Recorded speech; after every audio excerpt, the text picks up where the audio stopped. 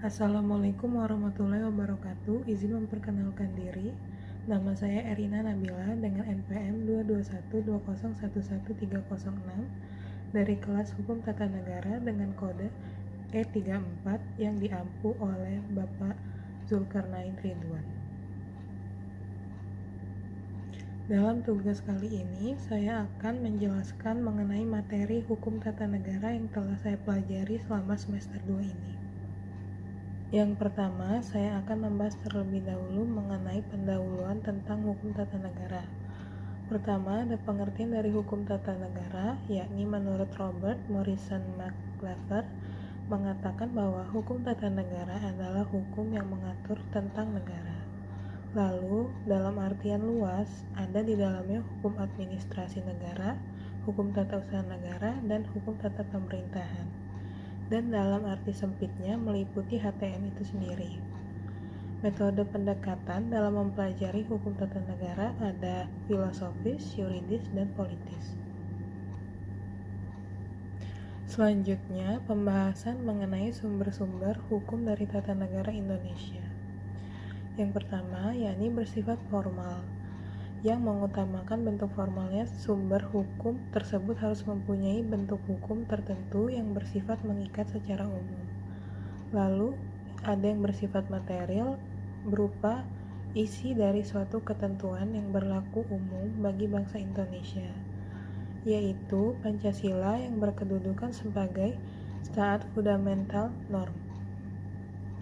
Lalu, yang ketiga, dalam kedudukan ini, Pancasila dikategorikan sebagai isi dari ketentuan yang berlaku umum, karena Pancasila merupakan kristalisasi dari nilai-nilai yang hidup dan melekat dalam masyarakat dan bangsa.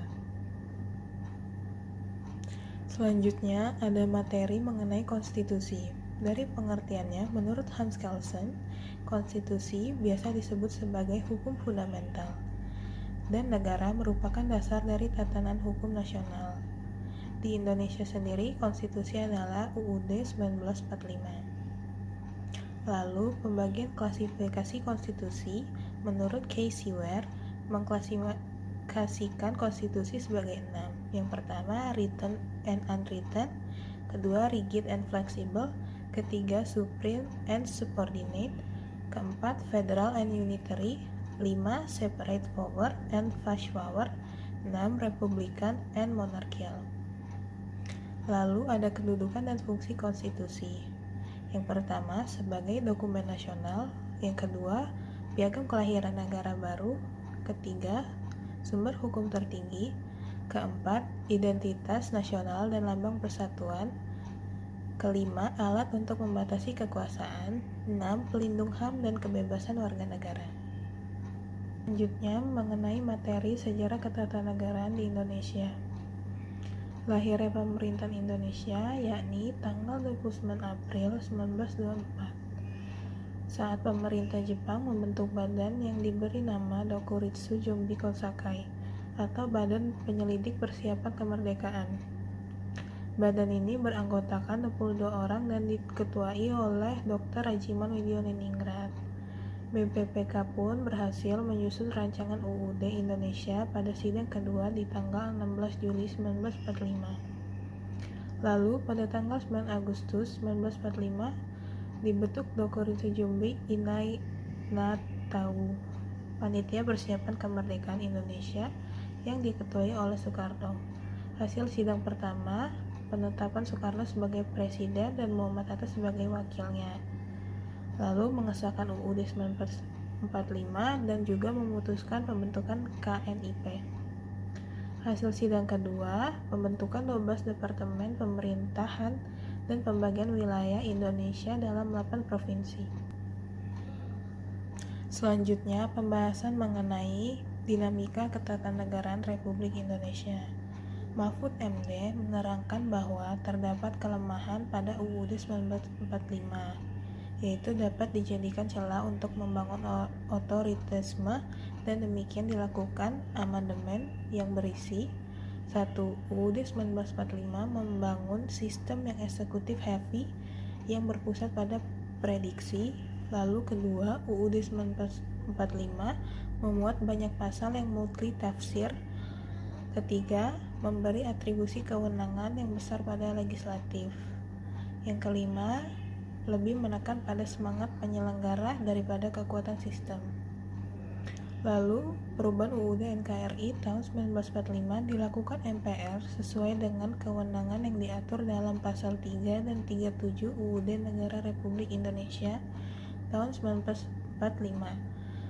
Perubahan ini dilakukan dengan cara adendum yang artinya tetap mempertahankan naskah asli UUD 1945. Selanjutnya, ada materi mengenai bentuk negara dan susunan NKRI menurut UUD 1945.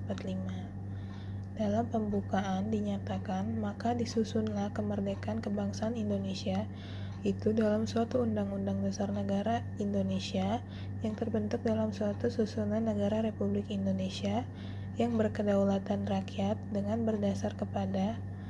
Lebih lanjut, dalam pasal 1 ayat 1 disebutkan pula bahwa negara Indonesia adalah negara kesatuan yang berbentuk republik. Lalu terdapat bentuk-bentuknya. Yang pertama, konsep negara hukum. UUD 1945 pasca amandemen mempertegas deklarasi negara hukum dari yang hanya dalam penjelasan menjadi bagian dari batang tubuh UUD 1945. Yang kedua, adanya sistem pemerintahan. UUD 1945 pasca amandemen menetapkan dengan jelas mengenai sistem pemerintahan, yaitu sistem presidensial.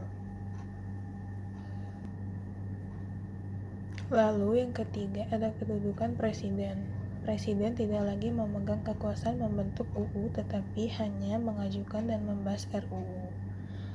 Dan yang keempat adalah kedudukan MPR dan DPR.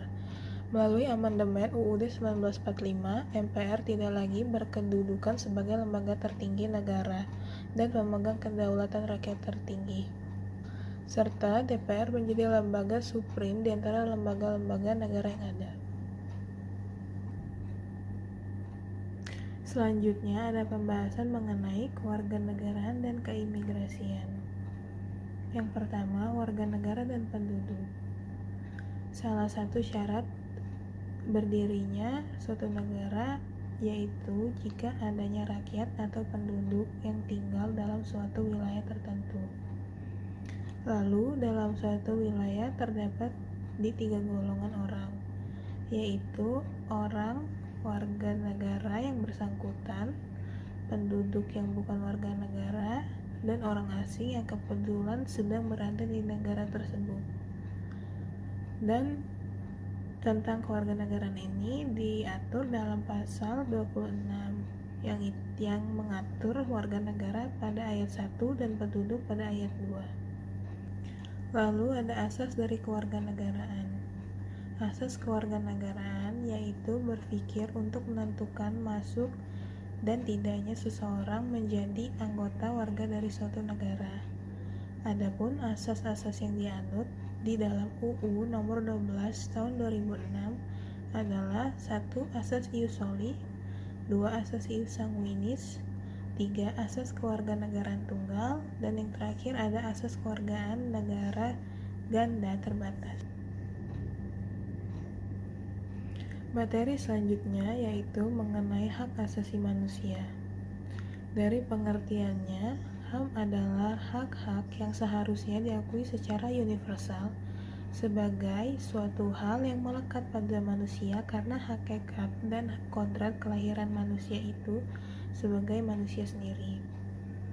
Beberapa terminologi mengenai sebutan HAM yaitu pertama human rights, kedua fundamental rights atau basic rights, ketiga natural rights, keempat civil rights, kelima hak kodrat. Lalu terdapat pula sejarah dari HAM itu sendiri. HAM menjadi sebuah komitmen dunia sejak dideklarasikannya Deklarasi Universal Hak-Hak Manusia atau The Universal Declaration of Human Rights pada tahun 1948. Sebelum deklarasi tersebut, terdapat beberapa dokumen kesepakatan yang dapat dikatakan sebagai dokumen HAM.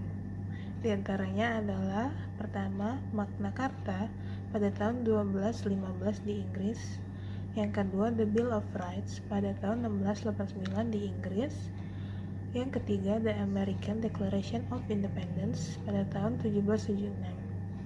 Dan yang terakhir, The Declaration of the Rights of Man and the Citizen pada tahun 1718-19 di Perancis.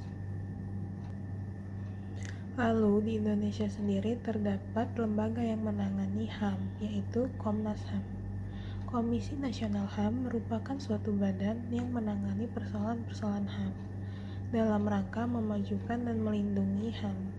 Komnas HAM dibentuk berdasarkan Kepres nomor 50 tahun 1993. Tujuan dibentuknya adalah telah dimandatkan sesuai dalam pasal 55 UU nomor 39 tahun 1999. Yang terakhir ada materi mengenai peradilan tata negara yang ada di Indonesia. Pertama, ada sejarah peradilan tata negara itu sendiri, yakni saat awal kemerdekaan Muhammad Yamin telah mengusulkan seharusnya Balai Agung atau yang kini disebut Mahkamah Agung memberi wewenang untuk membandingkan UU.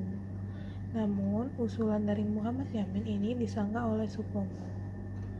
Dan setelah amandemen ketiga UUD 1945 berdasarkan pasal 24C, dibentuklah Mahkamah Konstitusi yang salah satu kewenangannya adalah menguji UU terhadap UUD 1945. Lalu selanjutnya ada kewenangan dari Mahkamah Konstitusi sendiri.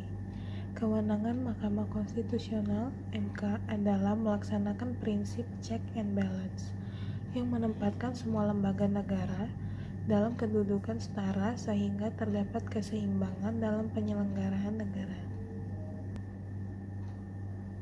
Saya rasa itu saja yang dapat saya sampaikan mengenai tugas rangkuman materi hukum tata negara selama semester 2 ini. Wassalamualaikum warahmatullahi wabarakatuh.